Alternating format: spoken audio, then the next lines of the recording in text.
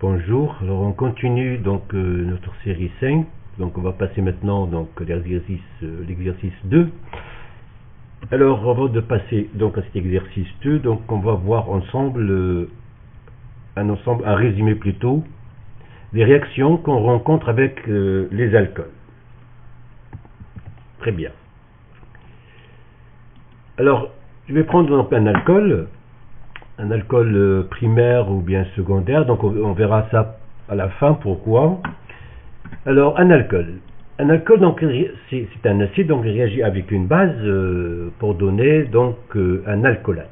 Donc cette réaction là il est équilibrée, c'est-à-dire qu'on peut avoir la réaction inverse, donc avec H3O+, donc un alcoolate en alcool. Donc l'action de l'eau sur un alcool ou bien un acide sur un alcool, donc c'est une réaction qui est équilibrée, hein. Alors pour avoir une réaction totale de formation de l'alcoolate, alors on fait réagir le métal, sodium ou bien potassium, sur un alcool, donc on obtient l'alcoolate avec un dégagement d'hydrogène. Alors maintenant si on fait réagir HX sur un alcool, donc si on fait réagir HX sur un alcool, eh ben on va substituer donc le X ici. Donc on va substituer le OH par un halogène. Donc on obtient un halogénure d'alky. Très bien. Maintenant si on fait réagir l'alcool avec PCl3. Si on fait réagir l'alcool avec le PCl3, donc on va remplacer ici le OH par un Cl.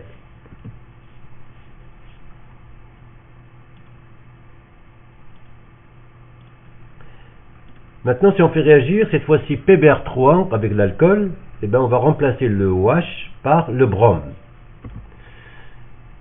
On obtient un dérivé halogéné bromé.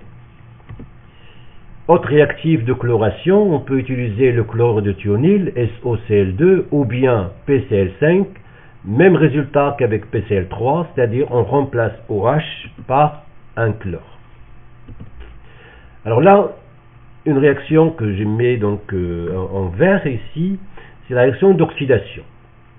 Alors l'oxydation, lorsqu'on oxyde un alcool, ça dépend de type d'alcool. Donc si on a un alcool primaire, il s'oxyde en aldéhyde, et cet aldéhyde, il peut s'oxyder en acide carboxylique. Si on a un alcool secondaire, il s'oxyde en cétone, et si on a un alcool tertiaire, il ne s'oxyde pas. Il n'y a pas de réaction d'oxydation entre plutôt d'un alcool tertiaire.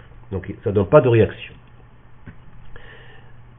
Deuxième réaction que je vais mettre aussi en vert, c'est la réaction de déshydrogénation. On enlève un hydrogène, donc on enlève un hydrogène sur le haut, donc on enlève ces hydrogènes, et on forme une double liaison CO. D'accord? Donc on obtient soit une cétone, soit un aldéhyde. Alors, ces réactions qui sont en rouge peuvent avoir lieu avec un alcool primaire, secondaire ou bien tertiaire. Uniquement la réaction d'oxydation, cette réaction-là en vert, et cette réaction-là avec le cuivre à 300 degrés, ils ne peuvent avoir lieu qu'avec un alcool primaire ou bien secondaire. Si on a un alcool tertiaire, ça ne marche pas. Donc c'est très important. Donc les deux réactions en vert ne peuvent avoir lieu qu'avec un alcool primaire ou bien secondaire. Ces deux réactions-là, cette réaction-là et cette réaction ne peuvent avoir lieu qu'avec un alcool primaire ou bien secondaire. Très bien. Alors maintenant on peut passer donc notre exercice 2. Et bien dans cet exercice 2, on considère 4 alcools isomères. On a 4 alcools isomères A, B, C et D. De formule brute, c'est 4H10. On les traite séparément par une oxydation ménagée. Ça veut dire oxydation ménagée. Ça veut dire que on ne va pas oxyder l'aldéhyde en acide. Ça veut dire qu'on peut s'arrêter au stade de l'aldéhyde. Donc c'est un oxydant qui n'est pas fort. C'est un oxydation qui n'est pas forte, qui n'est pas brutale. C'est une oxydation qui est douce, ménagée. Alors on obtient les résultats suivants. A donne un aldéhyde linéaire. B conduit à une cétone. C se transforme en aldéhyde ramifié. D ne s'oxyde pas. Identifier, donner, déterminer les structures de A, B, C et D. Très bien. Alors comment on va procéder? Qu'est-ce qu'on a comme données? On a une formule brute. Alors vous savez, une formule brute, qu'est-ce qu'on peut tirer comme information? C'est qu'on a 4 carbones, 10 hydrogènes et un oxygène, c'est tout. Alors à part cette formule brute, on va calculer le degré d'insaturation. Et à partir de cette formule brute, on va déterminer, donc on va plutôt écrire les formules développées possibles. Donc qu'est-ce qu'on a? On a fonction alcool. Donc on a ces deux données, donc on a la formule brute et on a la fonction alcool. Ces deux-là, donc à partir de ces deux données, on va écrire donc toutes les formules développées possibles. Très bien. Alors tout d'abord, déterminons les formules semi-développées des alcools isomères. De formule brute C4H10O.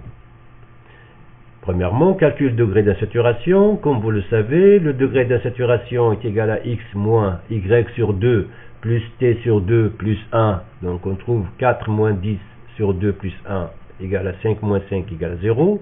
Ça veut dire qu'on a un composé qui est saturé. Donc il ne possède ni cycle, ni double liaison, ni triple liaison. Très bien. Alors maintenant, on va chercher les formules développées possibles. Alors la méthode pour ne rien oublier, c'est la suivante. On a une formule de C4H10O, donc on va prendre une chaîne linéaire de 4 carbones. Et une fois terminé, on passe à la chaîne 4-1, c'est-à-dire 3 carbones, et ainsi de suite. Alors on va commencer par le nombre de carbones de la chaîne, donc c'est 4. On a 4 carbones, donc on va mettre carbone, carbone, carbone, carbone, et on va placer OH sur le carbone 1. On va nommer, c'est très important de nommer pour ne pas dédoubler une formule, pour ne pas répéter déjà une formule qui existe. Alors là, le type d'alcool, on a un alcool primaire. Toujours 4 carbones, cette fois-ci on va déplacer le OH sur ce carbone-là. Donc on obtient cet alcool, c'est le butane de Hall. C'est un alcool secondaire. Si on garde toujours 4 carbones et on déplace le OH ici, donc on va avoir le même composé, c'est-à-dire butane de Hall. Et si on continue, on met le OH là, on retrouve la première structure. Donc c'est terminé pour 4 carbones. Il y a deux possibilités. Il n'y a que cet alcool-là et cet alcool-là. Alors une fois terminé avec 4 carbones, on passe à N-1, c'est-à-dire 4 1, c'est-à-dire 3 carbones. Alors on va mettre carbone, carbone, carbone. Alors il nous reste un carbone, on va le mettre ici. Donc si on le met là, ça va être une chaîne à 4 carbones. Si on le met ici, ça va être une chaîne à 4 carbones. Donc la seule possibilité, c'est de mettre le carbone sur le carbone au milieu, là, carbone 2. Très bien.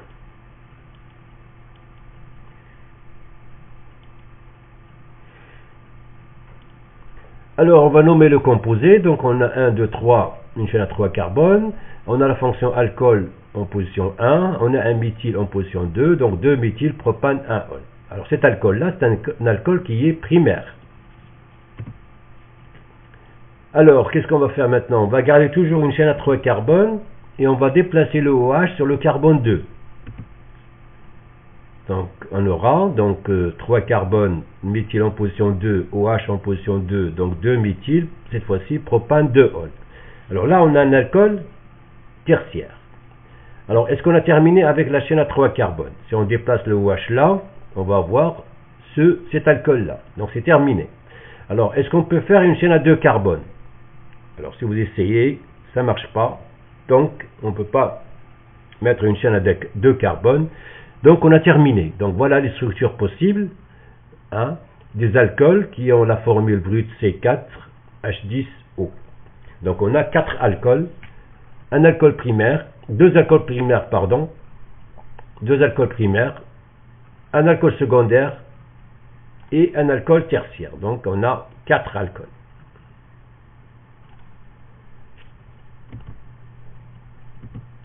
Alors maintenant, on va faire l'oxydation de ces 4 composés qu'on a trouvés. Voilà donc leur formule semi-développée. Voilà l'alcool 1, l'alcool 2, l'alcool 3, l'alcool 4. Le produit d'oxydation. Donc si on oxyde cet alcool-là, qu'est-ce qu'on va obtenir? On a ici un alcool primaire. Un alcool primaire. Et bien si on l'oxyde avec une oxydation, donc avec un oxydant qui n'est pas fort, c'est-à-dire on fait une oxydation ménagée, douce, donc on obtient un aldéhyde. Et cet aldéhyde-là, il est linéaire. Maintenant, si on oxyde cet alcool-là, donc là on a un alcool secondaire. Et un alcool secondaire s'oxyde en cétone. Là, on a un alcool primaire, donc on va obtenir un aldéhyde. Et là, on a un alcool tertiaire, et bien, il n'y a pas de réaction d'oxydation. Alors, le type de produit d'oxydation. Donc là, on a un aldéhyde qui est linéaire. Carbone, carbone, carbone, carbone. Là, on a une cétone. Là, on a un aldéhyde ramifié. C'est-à-dire qu'on a une chaîne carbone, carbone, carbone qui porte un subtillon de méthyle. Pardon. Un subtillon méthyle, donc un radical. Alors là, il n'y a pas d'oxydation. Maintenant, l'attribution. On sait que le composé A, c'est un aldéhyde linéaire. Donc l'alcool A, le voilà. Ça, c'est l'alcool A. Maintenant, cétone, c'est cet alcool-là. B, c'est le B qui donne une cétone. C donne un aldéhyde ramifié, donc voilà votre alcool C. Et l'alcool D, le voilà, c'est votre alcool tertiaire. Très bien. Donc avec ça, donc, on termine donc cet exercice 2. Merci pour votre attention.